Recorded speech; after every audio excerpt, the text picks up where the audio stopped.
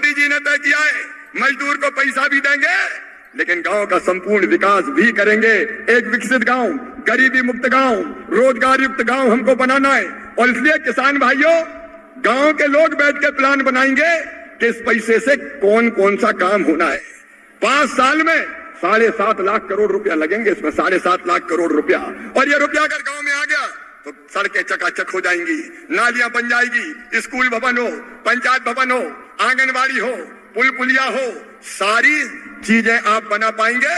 और अगर चाहो तो खेत के लिए सड़कें भी बनवा लेना किसान भाइयों। उसकी भी योजना इस योजना में हमने की है कि खेत सड़क भी बनाओ, प्रधानमंत्री सड़क और बाकी सड़कें बाकी योजना में बनेगी। किसान भाइयों, आप जी राम जी योजना से खेतों की सड़कें बनवा लो, गांव में बैठ के आपको तय करना है। ये जरूर तय किया है कि पैसा भ्रष्टाचार की भेंट नहीं चढ़ने दिया जाएगा, संपूर्ण गांव का विकास हो, ये प्रावधान किया है। राजस्थान ने पानी की कमी को कई वर्षों तक भुगता है और इसलिए इस योजना में प्रावधान किया है कि जल संरक्षण के काम प्राथमिकता के आधार पर लिए जाए। आप तालाब भी बनाए, चेक डैम बनाए, स्टॉप डैम बनाए, बोरी बंधान बनाए। डबरी बीच में बंद हो गई थी तो मुख्यमंत्री जी पधारे थे दिल्ली। ये डबरी तो राजस्थान की जान है, अरे आपकी जान, हमारी जान डबरी हमने फिर से चालू कर दी। जो जरूरत हो जल संरक्षण के लिए आप काम करवाइए, गांव गांव में पानी बचाने का काम भी करिए और उसके साथ आजीविका मूलक गतिविधियां वो भी इसके अंतर्गत की जा सकती है। और अगर ज्यादा पानी के कारण, प्राकृतिक आपदा के कारण नुकसान हो तो रिटर्निंग बाल भी बनाओ, जल निकासी का प्रबंध भी करो, लेकिन गाँव का संपूर्ण विकास करने का काम इस योजना के अंतर्गत होगा। और एक बात और, अगर इस योजना में समय पर मजदूरी नहीं मिली तो मजदूरों को ब्याज भी देना पड़ेगा। ऐसा नहीं है कि काम करवा लिया तो मजदूरी नहीं दी, उसका प्रावधान भी है। और प्रशासनिक व्यय बढ़ा के हमने कर दिया है 6 से 9%। रोजगार सहायक, पंचायत सचिव, मैथ, टेक्निकल स्टाफ, इनको तनख्वाह मिलती रहे, इसलिए हमने 6% से बढ़ा के 9% प्रशासनिक व्यय किया है। मतलब एक साल में 13,000 करोड़ रुपया केवल इसके लिए इस योजना में रखा है। और एक बात और किसान भाइयों, कई किसान कहते थे जब खेती में बुआई का समय होता है, जब कटाई का समय होता है तो कई बार मजदूर मिलते नहीं है।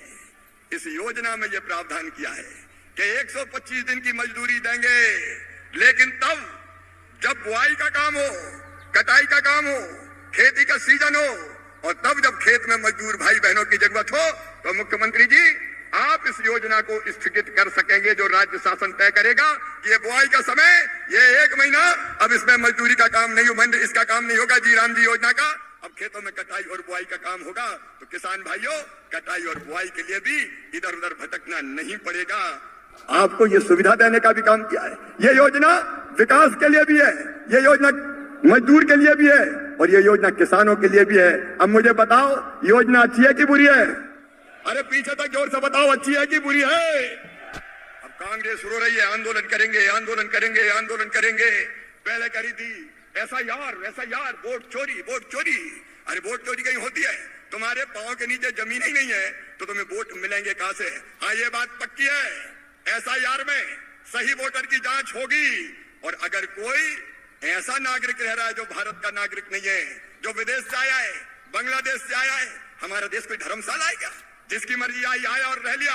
भारतीय जनता पार्टी का और इस सरकार का साफ कहना है कि कोई विदेशी घुसपैठिया अगर इस धरती पर घुसा होगा तो देश के बाहर निकाल दिया जाएगा, वोटर लिस्ट में उसका नाम नहीं होगा किसी भी कीमत पर।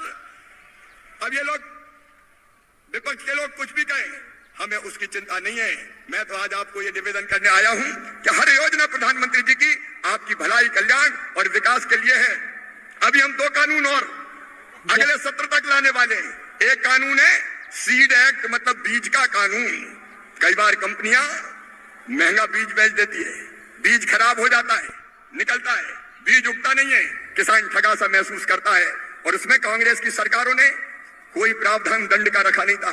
किसान भाइयों, जो किसान को ठगेंगे वो बचेंगे नहीं, कड़ा दंड पाएंगे। कड़े दंड का कानून हम लेके आने वाले हैं ताकि बेईमान कंपनियों को हम कंट्रोल में रख सकें और दामों पर भी काबू रख सकें। और एक बात इसके साथ और, नकली खाद, घटिया पेस्टिसाइड, ये कोई बेच नहीं पाएगा। एक पेस्टिसाइड एक्ट और आएगा जिसमें ऐसे बेईमानों को कहीं का नहीं छोड़ा जाएगा। किसान को लूटने वाले कोई बर्दाश्त नहीं किए जाएंगे। बातें तो बहुत है किसान भाइयों, और ये धरती ऐसी है कि दिल करता है रुक जा रे रुक जा रे रुक जा, तू यहीं पे कहीं, जो बात इस जगह है कहीं पे नहीं। लेकिन मेरे पास पर्ची आ रही है कि टाइम हो गया है, अब निकलना पड़ेगा, आपको छोड़ के कहां जाएंगे। इतना वचन मैं आपको देता हूं। एक बात और कह के, केवल इतने नहीं, सड़कें तो दी है माननीय मुख्यमंत्री जी, नया सर्वे हो गया है आवास का, आपके यहाँ ऑथेंटिकेशन का काम, उसको एक बार फिर से परखने का, जांचने का काम हो रहा होगा।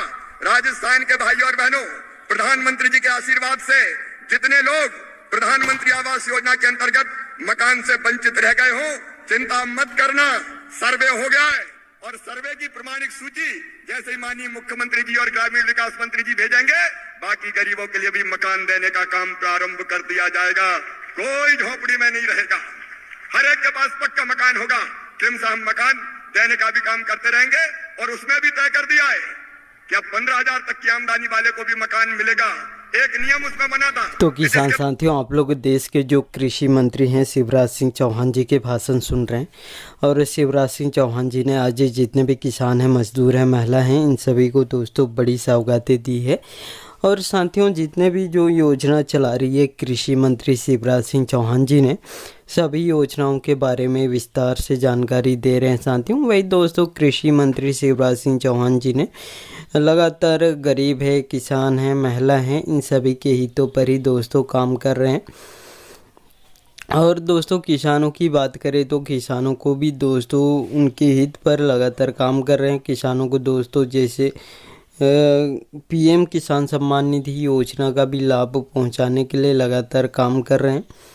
और दोस्तों, पीएम किसान सम्मान निधि योजना की बात करें तो दोस्तों इस बार जो 22वीं किस्त जारी किया गया था, उसमें देश के 9 करोड़ 32 लाख किसानों को इस योजना का लाभ दिया गया है साथियों। और लगातार किसान हैं, इन सभी को सशक्त बनाने के लिए निरंतर काम भी कर रही है शिवराज सिंह चौहान जी ने।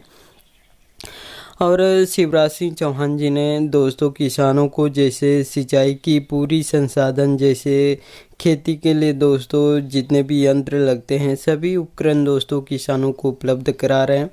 जैसे सिंचाई की संसाधन की बात करें तो सोलर पंप देने का काम कर रहे हैं, डीजल पंप दिए जा रहे हैं।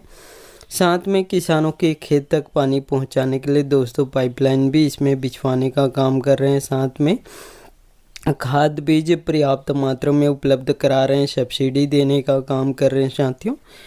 और दोस्तों, शिवराज सिंह चौहान जी ने दोस्तों जो किसानों के खेत तक अब दोस्तों बिजली पहुंचाने के लिए भी दोस्तों निरंतर काम कर रही है। और बिजली के कनेक्शन भी अब किसानों को ट्रांसफार्मर लगाने पर दोस्तों अनुदान दिया जाएगा, इसकी भी घोषणा हो चुकी है साथियों। और शिवराज सिंह चौहान जी ने लगातार किसान हैं, गरीब परिवार है, महिला हैं, इन सभी के हितों पर ही दोस्तों काम कर रहे हैं। और शिवराज सिंह चौहान जी ने दोस्तों महिलाओं के हित में भी लगातार काम कर रही है।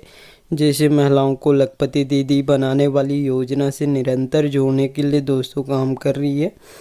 और दोस्तों, शिवराज सिंह चौहान जी ने दोस्तों अभी तक इस योजना के अंतर्गत देश के 3 करोड़ महिलाओं को जोड़ चुके हैं, और आने वाले समय में देश के 10 करोड़ महिलाओं को इस योजना से जोड़ने का लक्ष्य रखे हैं, और निरंतर काम भी कर रही है साथियों।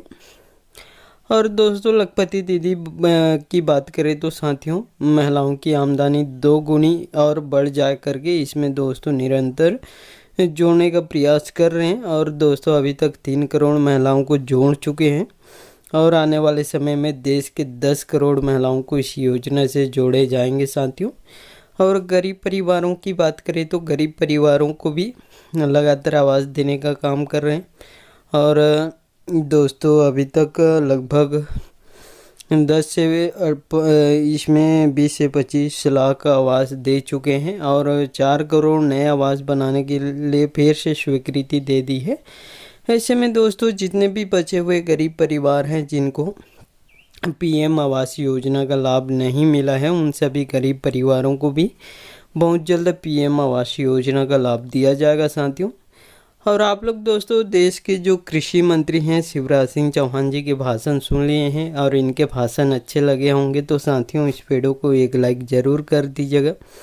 और आपको भी ऐसे लेटेस्ट अपडेट या न्यूज़ चाहिए तो मेरे चैनल को सब्सक्राइब करके ज़रूर रखिएगा। धन्यवाद।